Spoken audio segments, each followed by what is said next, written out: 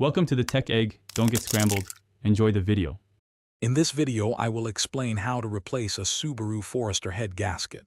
First, ensure you have all necessary tools, such as a torque wrench, engine hoist, and various sockets.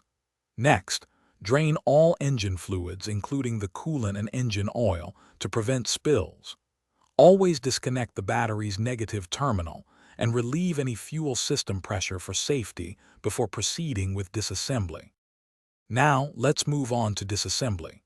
Begin by carefully removing the intake manifold and exhaust headers from the engine. Next, systematically disconnect all electrical connectors, vacuum lines, and coolant hoses that are attached to the engine block. Finally, unbolt the cylinder heads, making sure to follow the specific loosening pattern recommended by the manufacturer to avoid warping. With the old gaskets removed, it's crucial to meticulously clean all mating surfaces on both the engine block and cylinder heads. This ensures a perfect seal for the new gaskets. Carefully position the new head gaskets, paying close attention to their correct orientation.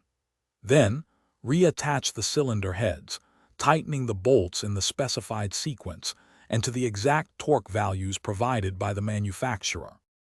After reassembly, it's time for the final checks. Refill the engine with fresh coolant and the correct type of engine oil. It's vital to properly bleed the cooling system to remove any trapped air, which can cause overheating. Start the engine and check for any leaks or unusual noises. Also, for a cleaner home, check out the Shark AI Ultra Robot Vacuum.